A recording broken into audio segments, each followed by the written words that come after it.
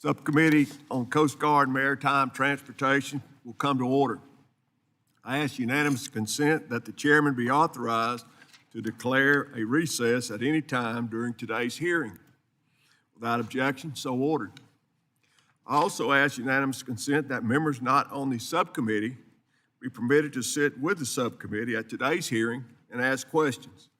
Without objection, so ordered. As a reminder, if members insert a document into the record, please also email it to documents@ti@mail.house.gov. I now recognize myself for the purpose of an opening statement for 5 minutes. The maritime industry is undergoing a rapid period of transformation, and including the adoption of autonomous technology and robotics that could transform the sector, as well as threats from drones and cyber attacks that require increased vigilance.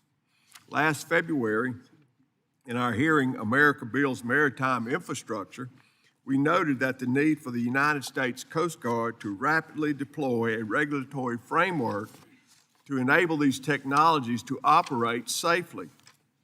We are here today to discuss both the Coast Guard's efforts to regulate an industry incorporating these technologies, as well as its own use of these advanced maritime technologies. To do that, I'd like to welcome our witnesses. Forgive me if I don't get your names pronounced just right, but I'll do my best. Rear Admiral David C. Barata, is that correct? Barata? Thank you. Deputy Commandant for Operations, Policy, and Assistant Commandant for Intelligence for the United States Coast Guard. Rear Admiral Jason P. Tamara, Commander, Coast Guard, Cyber Command.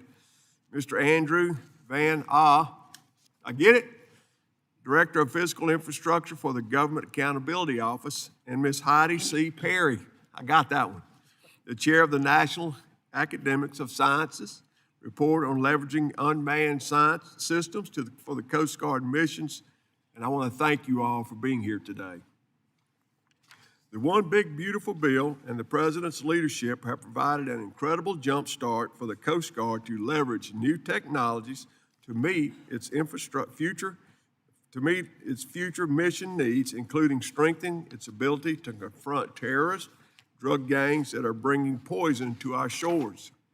Force Design 2028, the Coast Guard's strategic plan to modernize and transform the service into a technology-advanced and agile force, is leading these efforts. Today is an opportunity to understand how the Coast Guard will leverage new technologies through its initiatives like the creation of the Robotics and Unmanned Systems Office and new Robotics Mission Specialist rating to meet future needs. We also hope to understand how the Coast Guard is adapting to meet national security needs and promote interoperability with Department of War efforts like Operation Southern Spear. However, as federal agencies and our military incorporate innovations such as the autonomous surface vessels and robotic aircraft to achieve maritime domain dominance, the Coast Guard is also charged with ensuring these technologies and safely integrated into the maritime transportation system. This requires adopting current regulatory frameworks that balance safety and innovation to account for unmanned barges, spaceship, drone ships, and other use of artificial intelligence in the maritime domain. The Coast Guard's collaboration and coordination with the other agencies, as well as with state and local governments and industry stakeholders, will be essential to its ability to meet known and not yet anticipated threats of the future. Thank you all again for being here today, and I look forward to hearing our discussion. I now recognize Ranking Member Carbajal for an opening statement for 5 minutes. Thank you, Chairman Ezell. As usual, I will defer to our ranking member of the full committee, Mr. Larson. Thank you, Chair Zell and Ranking Member, for holding today's hearing today. I appreciate it very much. Automation is going to play an increasingly important role in both commercial, maritime, and in Coast Guard operations. Coast Guard UAVs, engine automation, use of uncrewed vessels, and the better collection and use of data will expand the reach of the service. However, new technology comes with increased costs, and to be most effective, the Coast Guard should adopt technology that supports its missions and lightens the load for service members. For instance, UAVs can increase the reach of the Coast Guard search and rescue operations, but no technology can replace cutters in the water or helicopters in the air. Technology must supplement and not supplant the work of service members. Technology in the commercial maritime industry presents great opportunities, including lowering emissions and improving safety, but we need rules to govern the use of those new technologies. The international maritime industry, where ships are often owned by investors built in one country, registered in a different country, and operated by mariners from all over the world, that is defined by a complicated framework of regulations and oversight. In 2021, the Mayflower autonomous ship, a full-size research vessel, crossed the Atlantic without humans on board to demonstrate the progress and rapid development of autonomous vessel technology. At the time of the voyage, the Coast Guard classified the vessel as a pleasure craft because it lacked an appropriate regulatory framework. Yet in the years since, the Coast Guard has failed to update regulations to ensure maritime safety. Current law assumes vessels are crewed by people. Developing effective regulations to govern the use of autonomous vessels will be a major undertaking, requiring coordination between Congress, the Coast Guard, labor, industry, and the IMO. We also have to consider the automation's impact on maritime jobs. Maintaining strong middle-class jobs associated with the maritime industry is integral to maintaining safety and security at sea and in ports. When something goes wrong, I take comfort in knowing there are capable captains, engineers, and longshore workers ready to respond. The development of new vessels is an opportunity as well to incorporate low and zero carbon emission technologies into vessel design. Many vessels in use today use bunker fuel, which emit gas and pollutants linked to climate change and respiratory disease. I'm very pleased in my home state. As an example, we're in the process of building a fleet of hybrid electric ferries.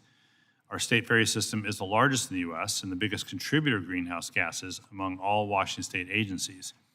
This transition to hybrid electric ferries will greatly reduce pollution in the Puget Sound. The rest of the world is moving in the same direction. I believe that with targeted investments, U.S. carriers, ports, and shipyards lead the way. So at their best, new technologies increase safety and efficiency, reduce emissions, and create better opportunities for workers.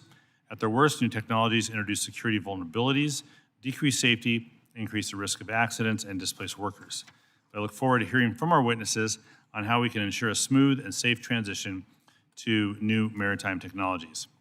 And while I will note I was originally excited about the topic of this hearing and plan to use my time to address all the ways we can better improve the Coast Guard's technological capabilities, I do need to reiterate that I'm very disappointed in how the Coast Guard itself has chosen to move forward with their new anti-harassment policy that downgrades hateful and divisive symbols in the workplace, and I'll continue to work with the Coast Guard so that it can improve on behalf of the Coasties. So I'll reserve some of my questions to discuss this decision by the Commandant and look forward to the rest of the testimony. Thank you. Gentleman yields back. Briefly, Mr. Carbajal, you recognize. Thank you, Chair Ezell, and thank you for calling today's hearing. In recent history, Congress has recognized the importance of innovation in maritime industry and the importance of providing the U.S. Coast Guard with the state-of-the-art technology. Just this year, with the passage of the Coast Guard Authorization Act of 2025 and the Budget Reconciliation Package, the Coast Guard is poised to make huge strides towards modernization that will significantly increase its capabilities. It is important, however, that Congress complement reconciliation funding with robust, sustained support through increased annual appropriations. On December 8th, the Coast Guard transmitted the report on the implementation strategy on their unmanned systems program. In this report, the Coast Guard detailed its plan resulting from the National Academy of Sciences report. I am looking forward to hearing more about this strategic plan during today's hearing. The two major themes that come to mind as we start to discuss the Coast Guard's investments in autonomous systems are mission enhancement and implementation. We know that Coast Guard operations have been utilizing both autonomous and UAV technology for quite some time. Having eyes in the sky without a traditional pilot provides the service with the opportunity to save flight hours and resources, not to mention the technology is highly effective. But as we enter a new era of sophistication, I have concerns that the Coast Guard does not have the experience or expertise to effectively leverage new technology. New technology must be laser-focused on bolstering the capacity of service members to conduct operations. Turning to the commercial maritime sector, there is no question that the Coast Guard and the IMO are lagging with regard to the development of regulations that govern new technology. In cases that have resulted in delayed adoption of new technology, such as alternative fuels and others, the absence of regulations has created safety and environmental risks. The Coast Guard is the premier agency of setting safety standards on the water. We must give the Coast Guard the tools and the authorities they need to ensure safety in the future. The Coast Guard must also be proactive. A thorough approach to the regulation of new technology must include labor organizations, technology experts, international collaboration, and port and vessel operators. I would be remiss if I did not mention the impact that automation has on the cybersecurity infrastructure of U.S. ports and vessels. I would like to hear about how the Coast Guard is currently addressing automation and the associated risks to national security and supply chain. While I plan to focus my questions on the topic of today's hearing, I must reiterate the comments made by Ranking Member Larson. It is inexcusable and outrageous that just yesterday the Coast Guard published a policy that classifies the display of swastikas and snoozes as a potentially divisive. Nooses and swastikas are not potentially divisive. Their display constitute a hate crime, as was acknowledged in past policy. We'll discuss this issue further during my 5 minutes of questions. With that, I yield back. Gentleman yields. Briefly, I'd like to take a moment to explain the lighting system to our witnesses. There are 3 lights in front of you. Green means go, yellow means you're running out of time, and red means you need to conclude your remarks. I ask unanimous consent that the witness's full statements be included in the record. Without objection, so ordered. I ask unanimous consent that the record of today's hearing remain open until such time as our witnesses have provided answers to any questions that may be submitted to them in writing. Without objection, so ordered. I also ask unanimous consent that the record remain open for 15 days for any additional comments and information submitted by members or witnesses to be included in the record of today's hearing. Without objection, so ordered. As your written testimony has been made part of the record, the committee asks that you limit your oral remarks to 5 minutes. With that, Admiral Barata, you are recognized for 5 minutes for your testimony. Good afternoon, Chairman Izell, Ranking Member Carbajal, Ranking Member Larson, distinguished members of the subcommittee. Thank you for your strong support of the Coast Guard. We are honored to appear before you today to provide updates on the Coast Guard's use and governance of novel and emerging marine technology and autonomous systems. The Coast Guard remains committed to ensuring our nation's safety, security, and prosperity. Through Force Design 2028 and the historic investments from the Congress in the One Big Beautiful Bill Act, the Coast Guard is accelerating and increasing the adoption and deployment of new technologies to counter evolving threats and enhance mission execution. Thanks to these 2 initiatives, as well as your continued strong support, we are better prepared to meet the increasing demands, complexities, threats, and promises of emerging technology. The Coast Guard operates unmanned aircraft systems across 3 lines of effort: long, medium, and short range. Integrated with our legacy assets, these systems provide proven results and enhance our abilities to locate mariners in distress, disrupt illegal, unreported, and unregulated fishing in the Indo-Pacific and the Gulf of America, challenge activity in the Arctic that threatens national security, and interdict illicit drugs and aliens before they reach our shores. Notably, the Coast Guard established the Robotics and Autonomous Systems Program Executive Office to drive the adoption of autonomous capabilities across all service missions. We also appreciate Congress's reauthorization of the Department of Homeland Security Counter Unmanned Aircraft Systems Authority, recognizing that unmanned aircraft systems are only a subset of the broader unmanned systems threat. Today, the Coast Guard is also managing emerging safety risks associated with private and commercial unmanned and vessel operations across the marine transportation system through our existing authorities, while also developing more robust domestic and international governance frameworks. The Coast Guard leads engagement at the International Maritime Organization, which is working to finalize the Maritime Autonomous Surface Ship, or MAS code, by December 2026. This non-mandatory code will establish international guidance for unmanned and remotely operated international cargo vessels. Domestically, the Coast Guard is leveraging lessons learned from the At-Sea Recovery Operations Pilot Program to support the commercial space sector's use of unmanned ships and to develop an appropriate governance framework. Unmanned systems are only one example of the emerging technologies entering the maritime sector. Marine fuel technologies continue to evolve and are shaping the design of shipboard propulsion systems. These technologies represent opportunities to strengthen America's maritime dominance, and the Coast Guard is taking active steps to ensure their safety while providing and promoting innovation. We continue to leverage existing equivalency and alternative design authorities to enable new technology while streamlining approval processes.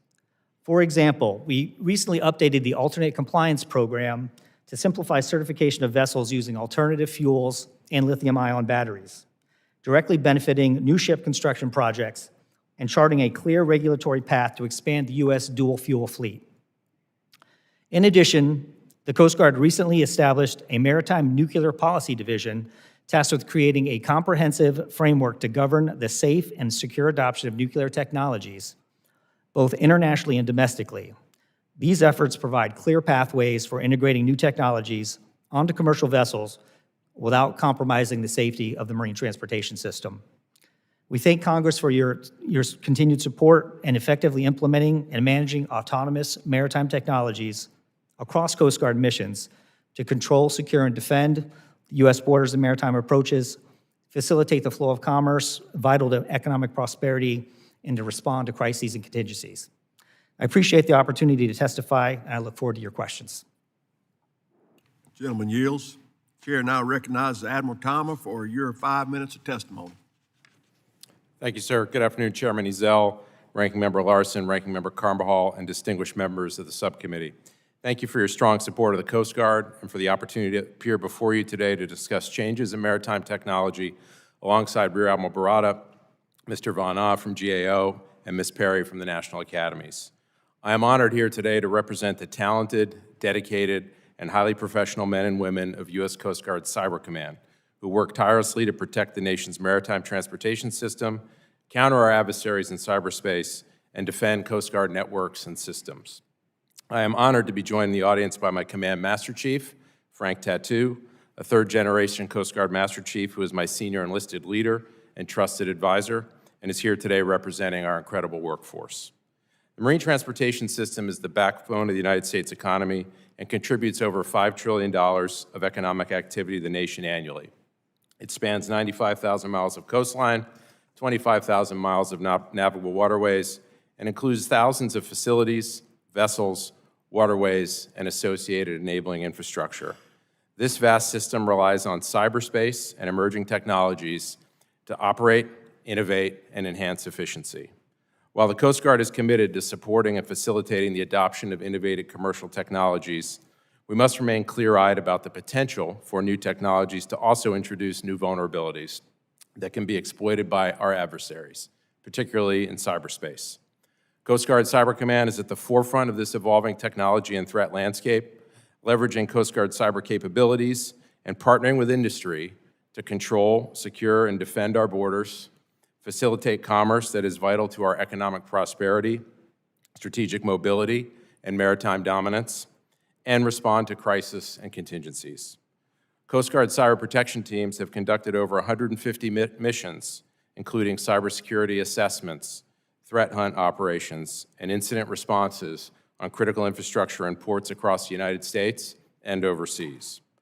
While those missions are improving the cybersecurity posture in our ports, they are also revealing persistent cyber risks, such as compromised passwords, known vulnerabilities, outdated systems, as well as new cyber attack paths that our adversaries can and will attempt to exploit.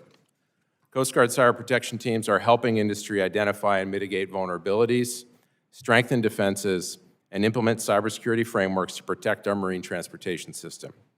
For example, leveraging the experience we gained through extensive assessment and threat hunt operations, we've provided comprehensive cybersecurity guidance to U.S. operators of ship-to-shore cranes manufactured in China, which account for approximately 80% of cranes in U.S. ports and constitute a significant supply chain risk. Beyond U.S. port facilities, we are also conducting defensive cybersecurity operations on U.S. flag vessels, as well as maritime adjacent and maritime enabling infrastructure vital to port operations. Indeed, ports are a complex web of interdependent systems, and we are taking an adaptable, flexible, and systems-based approach to keeping them safe. Cybersecurity is a team sport, and we do not do this work alone. As an armed force, a law enforcement agency, regulator and sector risk management agency, and a member of the intelligence community, the Coast Guard is fully leveraging our unique authorities and government and private sector partnerships to help secure the nation. This includes our unique role as a Service Cyber Component Command to U.S. Cyber Command and as a component of the Department of Homeland Security with access to and strong partnerships with CISA, TSA, FBI, the Department of Energy, EPA, and other departments and agencies with cyber and/or critical infrastructure protection responsibilities.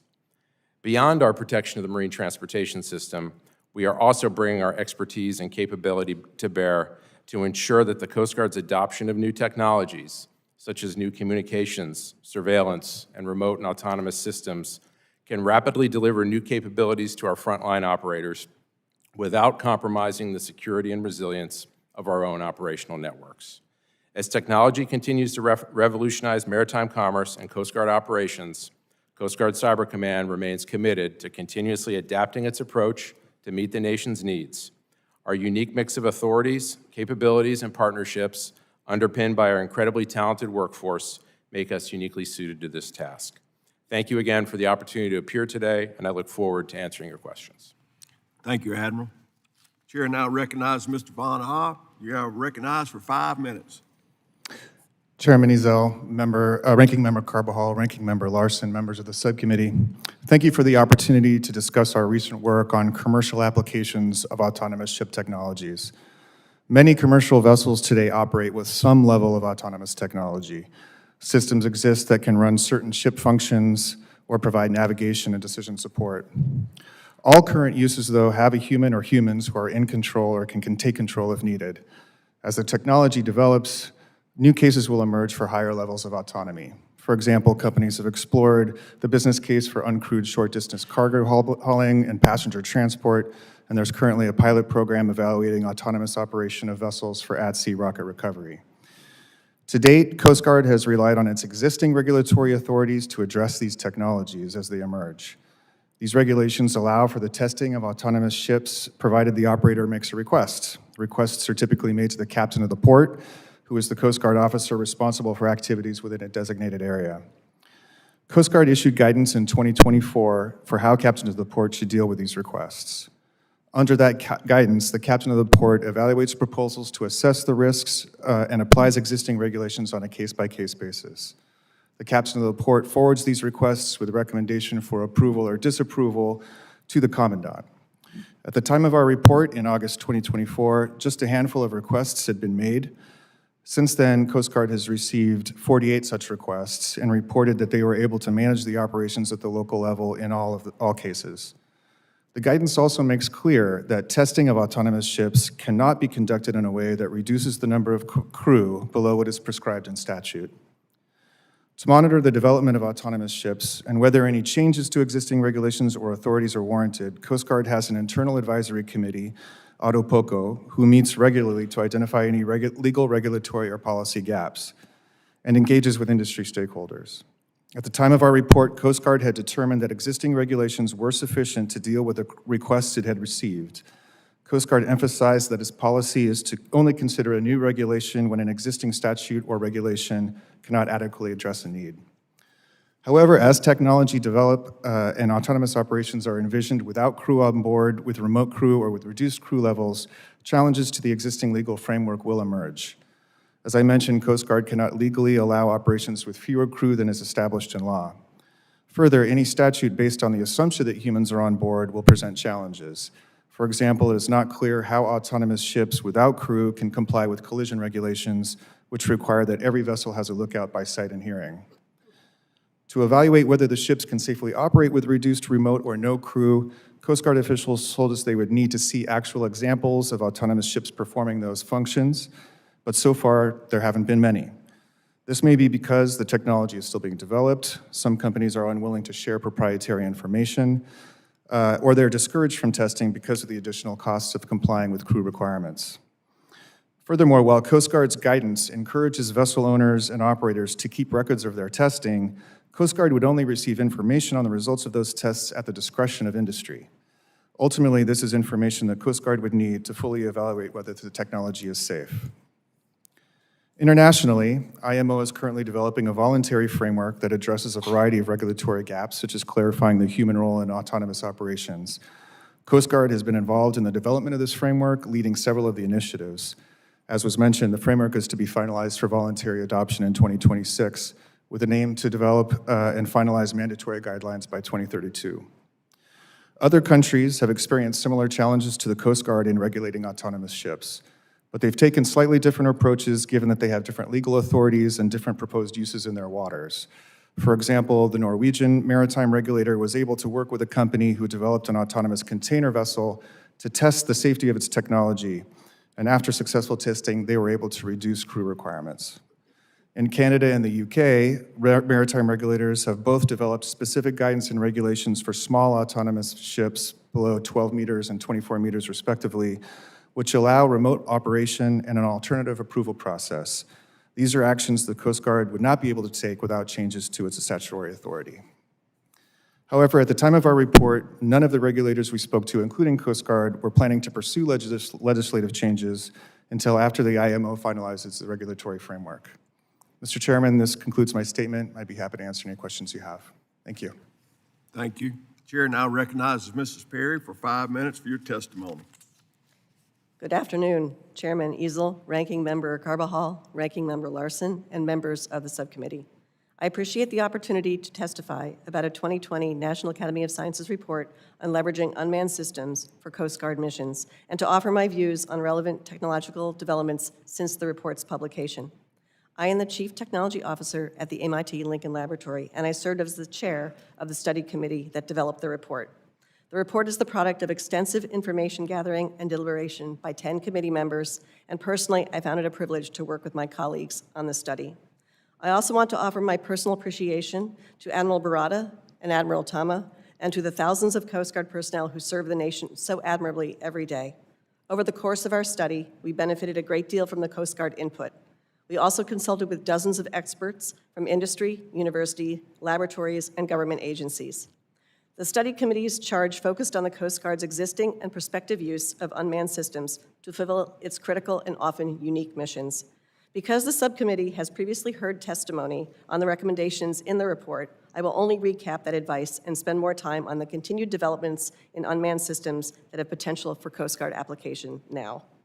In its report, the committee documented a compelling need for the Coast Guard to proceed more aggressively, albeit strategically and deliberately, in leveraging UXS advancements. To this end, the committee recommended that the Coast Guard do the following. 1, issue a high-level unmanned systems strategy. 2, designate a senior official to advocate for the unmanned system strategy. 3, establish an unmanned system program office. 4, expand and normalize experimentation with unmanned systems. And 5, commission an internal study of needed funding for research, assets, integration, and personnel. In offering these recommendations, the NAS Study Committee saw the magnitude and breadth of opportunity for the Coast Guard to pursue unmanned systems in its multiple domains and across its many missions. 5 years after the report's publication, unmanned systems are being used today with high utility in the public and private sectors, buffeted by the rapid pace of development and integration of artificial intelligence, sensors, automation, and computing. Informed by the study committee's work, but also speaking for myself, my written testimony provides a summary of how the Coast Guard may be able to leverage and exploit new and emerging technologies. Specifically, the report outlined 3 key areas where autonomous systems technology could be leveraged at varying scales to augment U.S. Coast Guard capabilities, and in some cases transform how the Coast Guard executes certain missions. Since the report's publication, there has been much advancement in robotics and artificial intelligence. It has evolved from limited application to widespread commercial deployment, and in some mission areas, mainstream military use. Enabled by likewise improvements in sensing, data fusion, generative AI, edge compute, and communication capabilities, autonomous systems now hold even more potential to transform maritime operations in air, surface, and subsurface domains.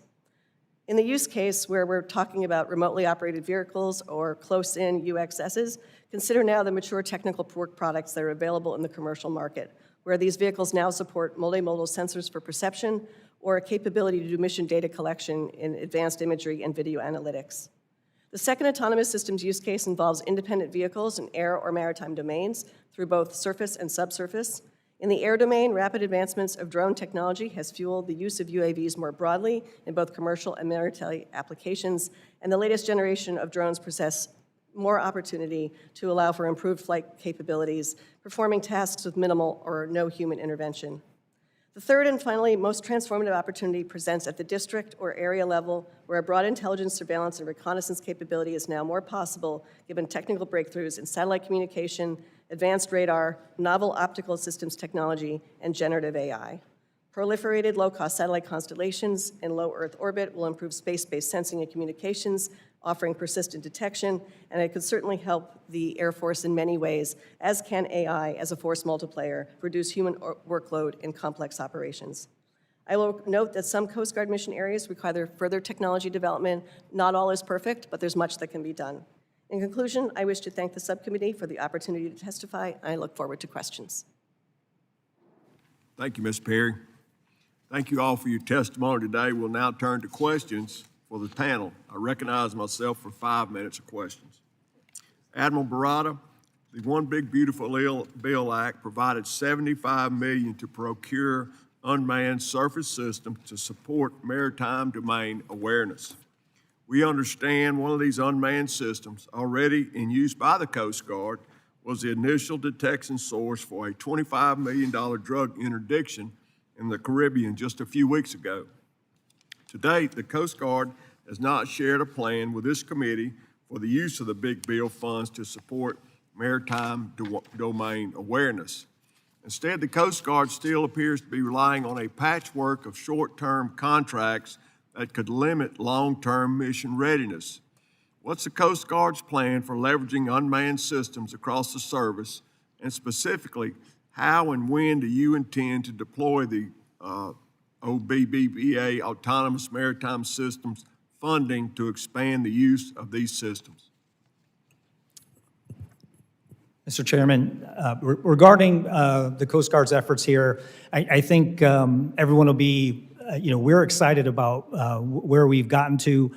We just listened to the National Academy of Sciences, Ms. Perry, talk about some of the recommendations in that report, and the Coast Guard feels like we've done, with your assistance, we've met many of these goals. We submitted a congressional report last week that talks about the efforts that we've done there, which include designated a robotics and autonomous systems PEO, a champion there, creating a program office, developing that strategy, and having that PEO execute that strategy. And the key part is the support we've gotten with the reconciliation funds. And so with the reconciliation funds right now, what we have set aside per the legislation is $350 million. About $266 million of that will be used for long-range UAS. Right now, what the Coast Guard is doing is we are doing market research. There's a lot of technology that's available out there. We are currently, operating a JPO with Customs and Border Protection for the MQ-9. We're using another long-range system on the southwest border quite efficiently and effectively along the southwest and the California coast there. And we can talk a little bit more about that. The $75 million for the maritime unmanned systems we intend to use exactly for that. Surface systems, we've used about $11 million of that so far to renew our remote operational vehicles that are at our deployable forces, as well as some ground robots and some small UAS that will be used at the unit level. But we intend to execute those funds expeditiously in the next 6 to 12 months. And the long-range UAS, we intend to put an RFI out probably in the next couple months and execute those funds in the next, over the next half a year. Thank you. So the Coast Guard is updating its unmanned system strategic plan to include specific actions, procurement intentions, and timelines for deployment. You are doing that? That new RAS-PO will be solely responsible for updating that strategy and executing those funds. So we will take that back and make sure that we update that strategy. You're right, it's a couple years old now. We'll take a look at it and make sure it's aligned with the plan as it goes. We're gonna get that done. Okay, Admiral Thomas, we have discussed at length the increased need to both utilize and regulate autonomous technologies. How must the Coast Guard cyber adapt to meet the challenges and opportunities posed by the increased reliance on these systems and its interconnectedness? Mr. Chairman, this is an important area for us as we adopt this new technology, both in the commercial sector for the maritime transportation system, but also for the Coast Guard. It is critical that we make sure that we harness the benefits of that technology and the obvious efficiencies and capabilities associated with that, but we don't generate additional risks. You know, the most secure system is the system that's not connected to anything, but it's also likely the least useful system. Right. And we need to find that balance. We do that every day. Coast Guard Cyber Command, we are not constrained by a regulatory framework in the work that we do. We have technical experts, we have teams that work with industry on a daily basis to go out, to look at their technology that they maybe are actively deploying or considering deploying, and assess and work with industry to help find those vulnerabilities and identify them and mitigate them, sir. Thank you. One more. How is the Coast Guard building out cyber expertise, and how are you utilizing that expertise existing DHS entities like CISA? Yes, sir. We work very closely with CISA on a daily basis. We've had tremendous growth in our capability and capacity over the last few years, thanks to outstanding support from Congress. In fact, just this last Friday, we graduated our first all-Coast Guard class of cyber mission specialists from a very important training program that we partner with the Navy on that. And our folks, we have a great partnership with CISA, and we work together very closely every day, sir. Thank you, sir. I yield back my time. Mr. Carbajal, you're now recognized for 5 minutes. Thank you, Mr. Chair. As usual, I will defer to committee ranking member, Mr. Larson. Thank you, Mr. Carwell. So I gave you a forewarning in my opening, and it just was reported as well that the policy defining nooses and swastikas as potentially divisive has gone into effect. Actually, and I know the Commandant has said that these are prohibited. I don't understand how it can be prohibited and potentially divisive at the same time. We passed a federal law in 2021 or 2, I forget what it was, actually making lynching a hate crime here in the United States. Nooses are directly associated with lynching, so I don't know how you can have a potentially divisive symbol of a noose and have lynching be a federal hate crime in the United States. So you may not be the person, but you're here, and so I'm asking, like, how can you square this circle for us? I appreciate what Commandant Lundy said and showed us November 20th or whatever day we met with him about the language that is operative as far as he goes, but the policy says something totally different. Ranking Member, just to be perfectly clear, the Coast Guard has not, we do not now, and we won't tolerate any hate symbols within the Coast Guard. Our personnel work too hard. We have too many missions to complete. To the extent that instruction has been misinterpreted or is open to misinterpretation, the Commandant looked to close that gap by issuing a lawful general order, which oversteps any of the policy, and if anything fails at the unit level. So get rid of the policy, or make the policy very clear what swastikas and nooses are. I want to get into swastikas. I don't like it's horrible. No, Ranking Member, we agree. And for For our operators, for the field level, for our Coast Guard men and women, that the policy is clear and it's unambiguous, and the lawful order gives all of our unit commanders and our personnel all the tools that they need. The only way to test this is if there's a coastie that does something to potentially violate it, right? Unfortunately. And then you are stuck enforcing it. And I want you to enforce it, but it's either potentially divisive or it's hateful, a hateful symbol. And then you'll have to decide. I've already decided.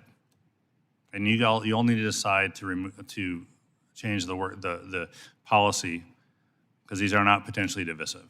They are divisive. In fact, they're worse. They're hateful.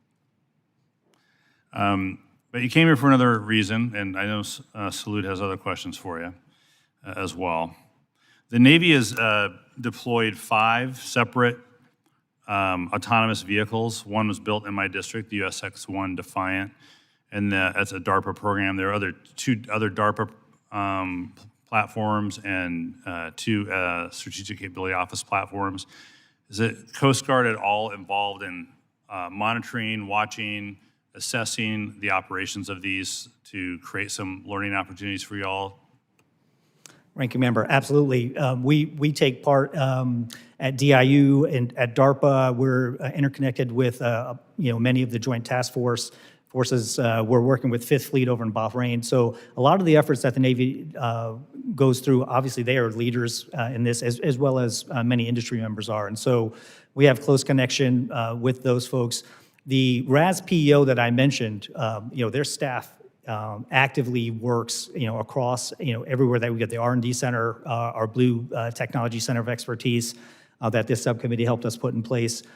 We are trying to capture everything that we can and field everything that we can as rapidly as possible.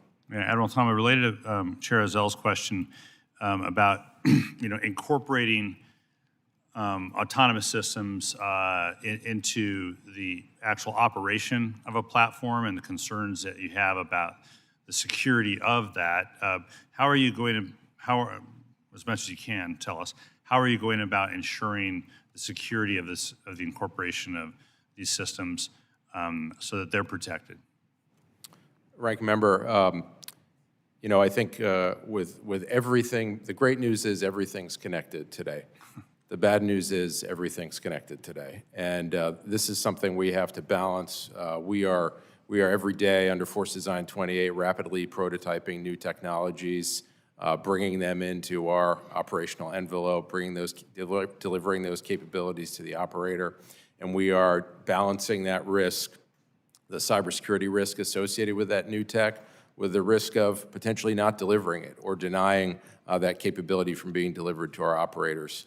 So we iterate every single day, and we have the technical capability in Coast Guard Cyber Command, working with our colleagues in the C5I enterprise to manage this risk and find the right balance so we can deliver for our operators. All right. Mr. Chair, if I just may, I want to congratulate the Coast Guard as well for more documented drug interdictions this year than anything the DoD has been able to demonstrate with its operations in the Caribbean. You all know how to do it, you're doing it right, and you're keeping us safe, and I appreciate that. I'll yield back. Gentleman yields. Chair now recognizes Mr. Webster for 5 minutes of questioning. Thank you, Mr. Chairman. I appreciate you doing this committee. Thank you all for your testimony. It was very helpful.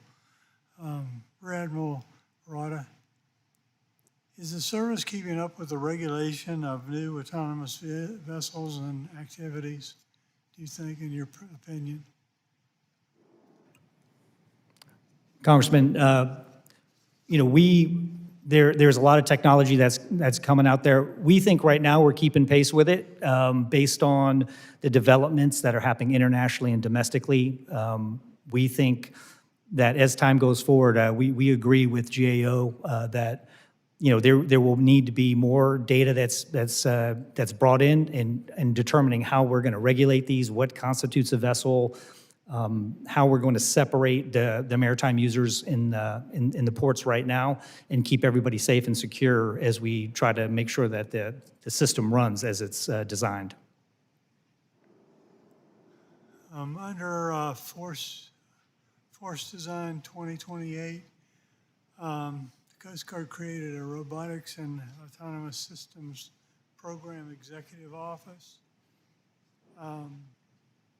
What's the Coast Guard's intent on this office, and how will it help advance the Coast Guard's use of unmanned systems? So again, directly in line with the National Academy of Sciences report, we envision the RAS-PEO to be the one-stop shop, the ultimate person responsible for autonomous and robotics systems. So, and what you'll see is that we've gone to this model for our ships, our planes, our C5I as well. And what this gives us is it consolidates many of the different divisions that we had previously for counter UAS, for aircraft systems, for surface systems, and puts all those under one heading. But even more than that, they're responsible for developing the training, the technology, acquiring, accounting for obsolescence as these systems get old, and also doing things like creating the robotics mission specialist, which is our new rate to help field these out in the field. How will it integrate with the already existing program of Blue Technology Center for Expertise? They're going to be closely aligned. We've set up a futures development and initiatives directorate with a rapid prototype office that oversees the R&D Center. It oversees our folks at DIU. It oversees our folks at the Blue Technology Center of Expertise. And this RAS-PEO is responsible for reaching out to the Blue Technology Center of Expertise, who is our way in to talk to the academia, the industry, new technology. And their job is to field all that, be aware of everything that's going on, and then actually rapidly bring that to the operator. I think for those of you who've been with the Coast Guard for a long time, you would be shocked to see how quickly we are acquiring, fielding, and starting to develop and integrate our systems. Rear Admiral Thomas, how's the Coast Guard improving cyber security to protect ports and key national infrastructure from growing cyber threats? Congressman, the Coast Guard Cyber Command is laser focused on protecting our ports and critical infrastructure from growing cyber threats. As you know, sir, the threats are real. We face a broad spectrum of threats from both nation states to lone ransomware actors, and we have to operate and understand those threats and stay dynamic. We are sending teams out into ports around the country, Coast Guard cyber protection teams that are highly trained. They work closely with our captains of the port, and they operate on the .com domain with private sector entities. They will do what's called a threat hunt mission or an assessment mission. They will identify vulnerabilities. They will try to penetrate networks. They will emulate the activities of one of our adversaries. And then we will take those findings and we will provide a bespoke report to that entity so that they can mitigate those findings and improve their cybersecurity posture. The benefit to us is we aggregate all of that information, we anonymize it, and we share it with the entire industry so that everybody learns. Well, I'm out of time, so I'll yield back, Chairman. Gentleman yields. Chair recognizes Ranking Mr. Carbajal. Thank you, Mr. Chair. Admiral Barata and Admiral Tama, representing Vandenberg Space Force Base, I care deeply about space activities. In the last Coast Guard bill, we included language creating a pilot program related to autonomous vessels and at-sea landing and recovery operations. What has the Coast Guard learned from this pilot program, and can the knowledge be applied elsewhere, assuming it got implemented? Ranking Member, it absolutely got implemented. It has been very successful. We have two corporations that have been using it extensively to the tune of almost 120 launches and recoveries at sea safely. What the pilot program has given us is, where the authorities don't allow us to, reduce the manning on any of these systems, it has provided that opportunity for us to pilot that off the shores of Florida and see what that looks like. And I think we're going to need to see more of that as we move forward in order to evolve and mature the process of overseeing autonomous systems. But new company just had a successful launch the last week of November, so pretty amazing to see. So the pilot program has actually drawn in more corporations, and I think it's going to serve as the foundation of where we build the program. Great, thank you. To both admirals, I wish Admiral Lundy were here today so we could express our frustration with him directly. The Coast Guard's recent action on hate symbols are completely unacceptable. Language matters, and I want to address Chapter 11 of the Harassing Behavior Prevention, Response, and Accountability Policy, and the corresponding treatment of the display of nooses and swastikas. The Commandant told Ranking Member Larson and myself that he was going to fix the language to make it clear that the Coast Guard will not tolerate hate symbols. Instead, he released the policy as it was originally written. The guidance is clear on the display of the Confederate battle flag. It is prohibited. Admiral Lundy had the opportunity to classify swastikas and nooses the same way. He didn't. Instead, he's allowing two contradictory policies, hate policies, one that condones hate symbols and one that does not. This is outrageous, to say the least. If it is the Coast Guard's position that the display of a noose or swastika is potentially divisive, what are the scenarios where it is not divisive? You have two policies. Ranking Member, from the Coast Guard standpoint, these are hate symbols. There's no gaps between the definition. I think one of the purposes of the policy, which I was not part of writing, but the intent is that has been expressed to us is that there are hate groups that have been co-opting symbols as we go, and we are trying to give latitude to our commanding officers to be able to see what those groups might be doing at our units and act on those, no matter if they're not articulated distinctly. So the reason for the lawful general order was to ensure that there were no misunderstandings to clarify that part of the policy. I'll take your answer, but it's not sufficient. Let me end by saying this. I'll end by offering a question to my Senate colleagues, obviously not here in the House. Given the Commandant's refusal to issue consistent guidance on nooses and swastikas, an issue where there should be no ambiguity, he had the authority to stop that policy from being printed.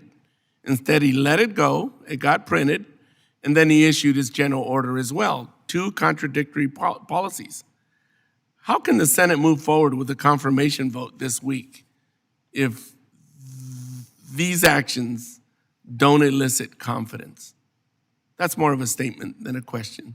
But I wanted to conclude that way. Thank you very much for being here today. Gentleman yields. Chair recognizes Mr. McDowell for 5 minutes of questioning. Thank you, Mr. Chairman, and thank you to the witnesses for being here today. I want to touch on, before I get into my questions, something that I did this weekend and yesterday, and I would imagine that I'm the only member of Congress in history who's ever killed a bear and then voted in the same day. And I did that with a Coast Guard veteran from North Carolina, Captain Ernie Dozier. And he's the captain of the Gecko, sport fishing boat out of Ocracoke Island, and served our country in the Coast Guard. And so I just want to take a minute to give a shout out to Captain Dozier and to thank him and to thank you all for the work that you do every day with drug interdiction, with keeping people safe, and all you do, and you do this all at a fraction of the budget that you actually need. So I just wanted to say thank you for what you do. But Mr. Von, I have a question for you. As the Coast Guard is responsible for safeguarding our maritime transportation systems from cyber threats, and that includes our ports, terminals, vessels. In your opinion, does the Coast Guard have the actual resources they need to meet the critical cyber mission here? Thank you, Ms. Representative McDowell, for that question. Our work didn't evaluate whether they have sufficient manpower or the expertise in the cybersecurity area. We were focused on, how they were approaching regulation of commercial autonomous vessels. We have work in the past looked overall at the Coast Guard's workforce and have raised concerns generally about workforce planning, and ensuring that they have the people that they need, and we've made recommendations around those issues. But as far as specific, whether they have the specific expertise in this case, I'd have to defer to. Yeah, Admiral Tom, I'll ask you, do you all have the resources you actually need for this? Sir, thank you for recognizing that our Coast Guard veteran, Mr. Dozier, down in North Carolina. Sir, Force Design 28, which is the Secretary's direction to build a more agile, capable, and responsive Coast Guard, calls for growing the Coast Guard by 15,000 people. This includes 3 areas. 1, restoring readiness. 2, operating the new assets that have been funded through the One Big Beautiful Bill Act. And number 3, to counter emerging threats. And we would squarely put cybersecurity, things like cybersecurity, counter UAS in that emerging threat bucket. And we've answered this question. We absolutely believe that we need more capacity on this front. We have 3 cyber protection teams. We recently commissioned our first offensive cyber team, the 1915 National Mission Team, which is countering our adversaries in cyberspace. But we need some additional capacity there to get after that threat, sir. As you examine how other countries have approached the same challenge that we're now looking at, what lessons can we learn about how best to balance innovation with safety? And what do you think, who has gotten this right? Sir, I think on the cyber front, the United States is leading the way in a number of areas with respect to cybersecurity. The recent rulemaking that the Coast Guard initiated in July of this year is actually a very significant muscle movement in terms of increasing the cybersecurity posture of our critical infrastructure. And we, in Cyber Command, we add to that posture. We don't use a compliance-based framework because compliance alone isn't enough to enhance cybersecurity. You need to get out there and work with industry. And I think the advantage that we have in the United States is the incredible power in our private sector, and we have to work very closely with the private sector to address this issue. Rear Admiral Barada, can you touch on how you all plan to coordinate or how you're already coordinating with the Navy to test these unmanned aircraft systems? Yes, Congressman. We are working closely, in a couple different fronts with the Department of War throughout, with DHS, Department of Justice. We have several work groups that focus on these types of issues. Obviously, we're working in close conjunction with them. They've the other armed services have had a lot of experience with this overseas in combat zones. One of the medium UAS that we're using right now on the back of our national security cutter, which contributed greatly to this this historic interdiction year that we've had for drugs, has been very, very successful, and it's provided the Coast Guard a new asset that vertically takes off and lands, which replaces one that we had to launch from a catapult. For Coast Guard, we're kind of Coast Guard size. All of our ships are really compact on size, and so for us to have this type of capability that we've garnered from the other armed services is going to allow us to put it on all of our cutters, but we'll have all the national security cutters outfitted by next summer. Great. Well, thank you for all you guys do. Mr. Chairman, I yield back. Thanks, Congressman. Gentleman yields back. Chair now recognizes Mr. Shelton, my friend from Michigan, for 5 minutes of question. Thank you, sir. Thank you to our chairs and ranking members for organizing this incredible hearing today. And thank you to our distinguished panel and all the work that you do. I would be remiss if I did not open my remarks the same way as my colleagues did, which is just expressing deep dismay over the policy allowing additional confusion over the use of swastikas and nooses back into our United States Coast Guard. This administration has criticized Democrats for their, quote, woke policies that distract us from the true mission of the armed forces, but it seems to me that this administration is the one who is obsessed with these policies and symbols that they deem woke, spending more time on declassifying divisive symbols and changing our fonts from actually improving the efficiency of our armed forces.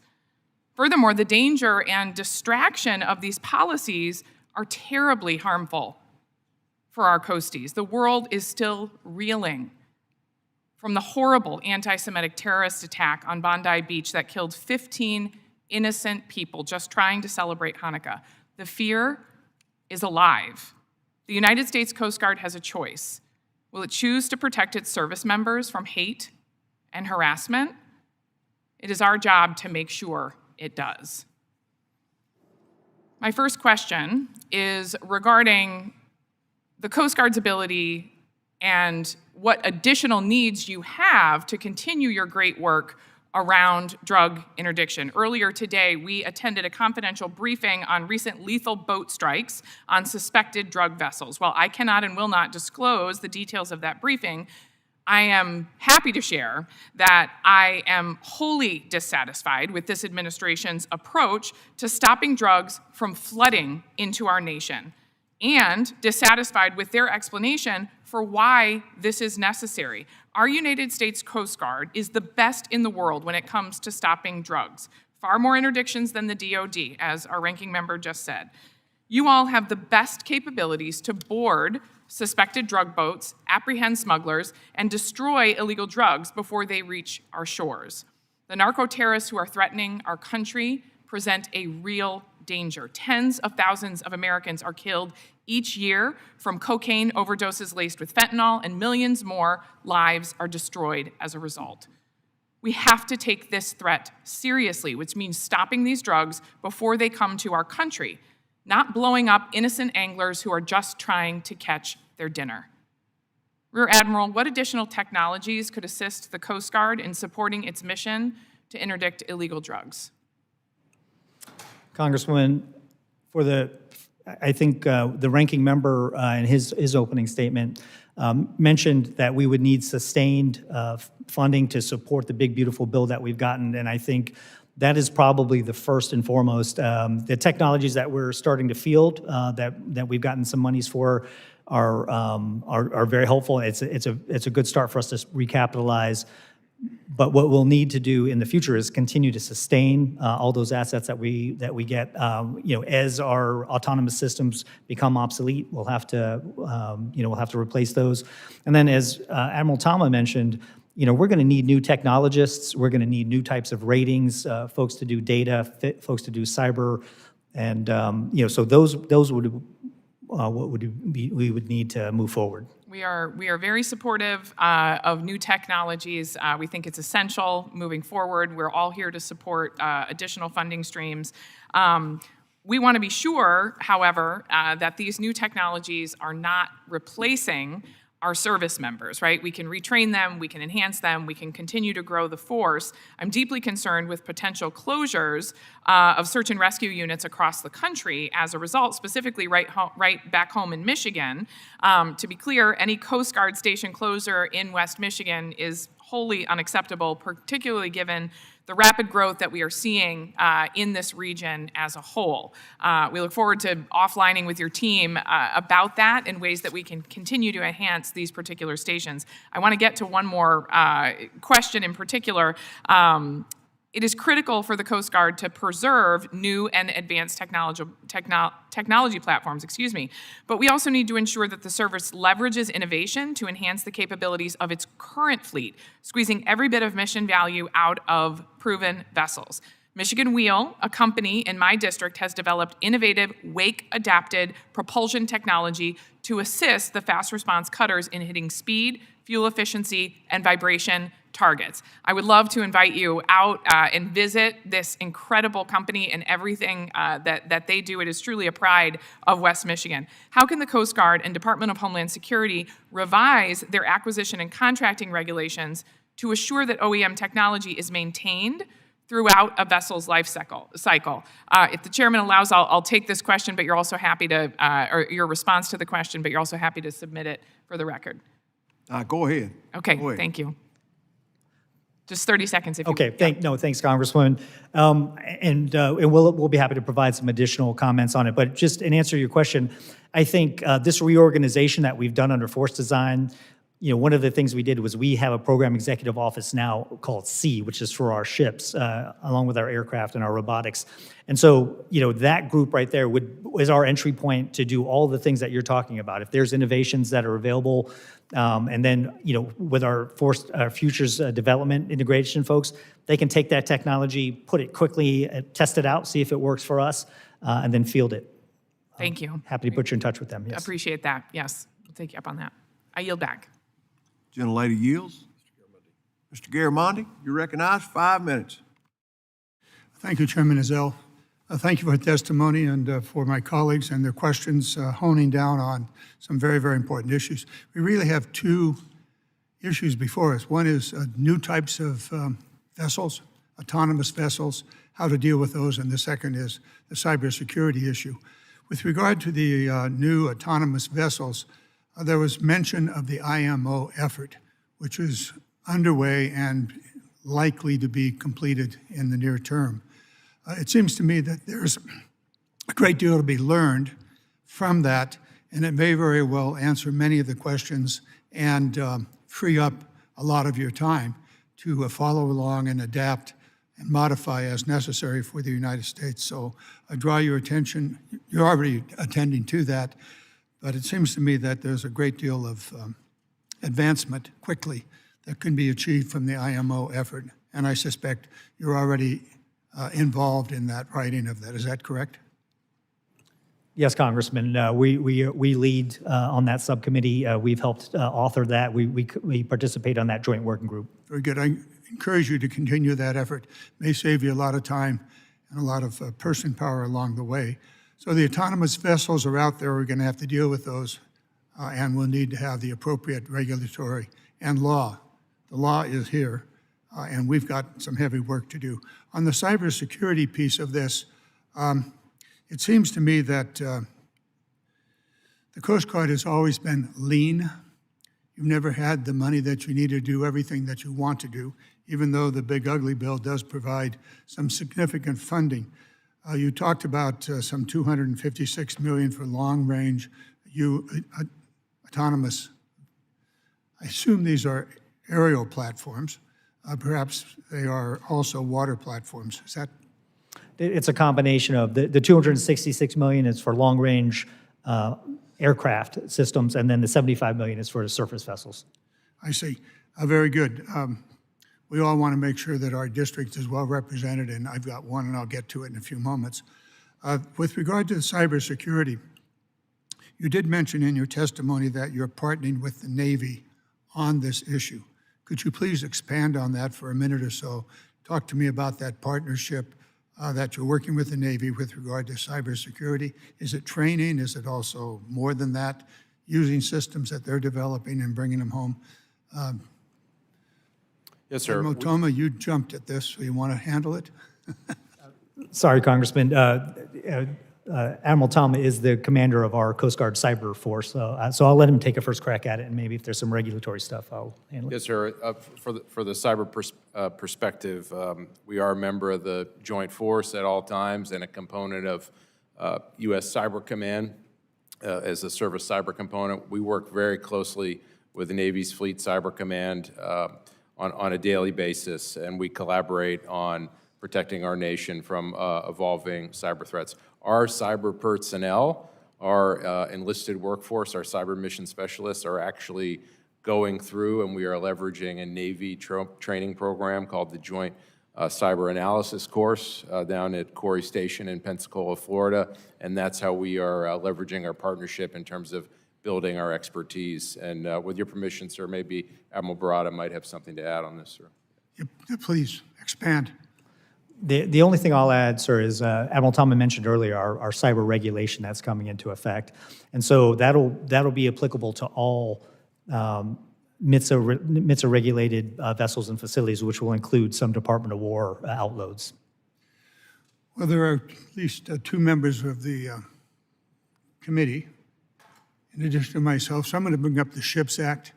There is in the SHIPS Act a maritime incubator program that would be available to address some of these issues, to fund and to bring together innovators, as well as the various military and Coast Guard that might want to use it.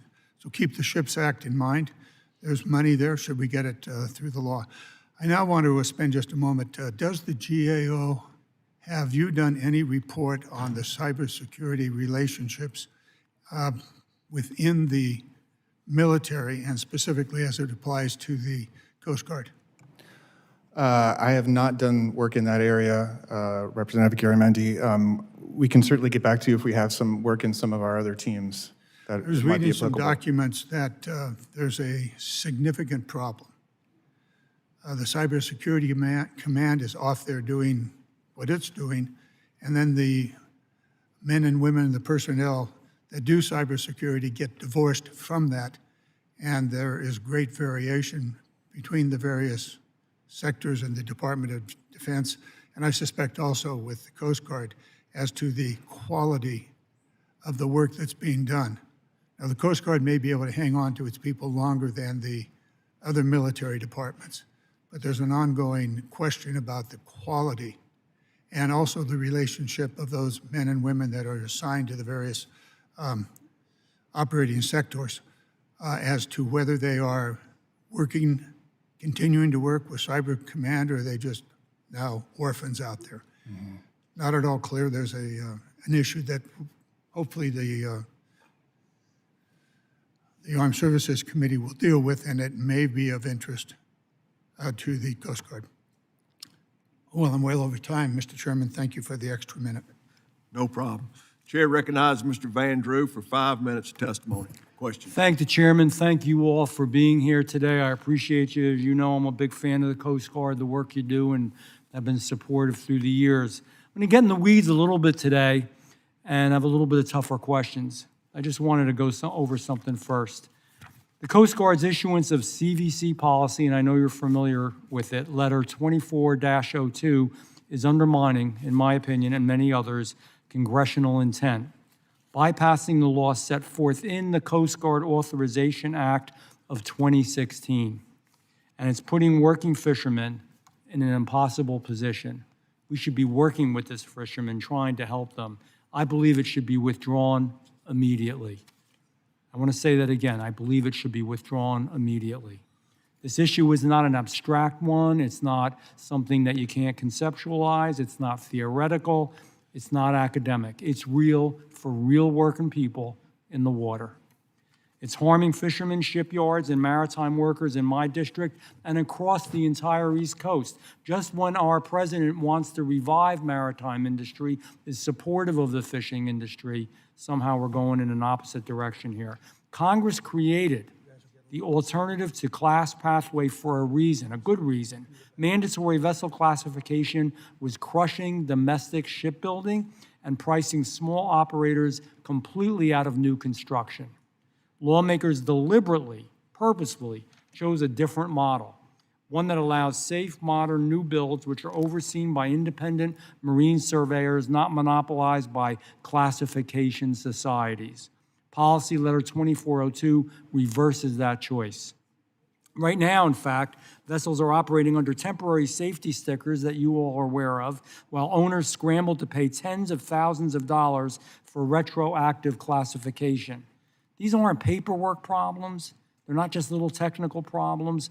These are real livelihoods that are at stake, people we should be supporting and helping, defending. When fishermen are forced to keep older vessels in service because new construction is blocked or delayed or so difficult to do, safety at the end of the day does suffer. And when domestic shipyards lose work, our maritime workforce shrinks, and it hurts the United States of America. Rear Admiral Barata, thank you again for being here today. We do appreciate it.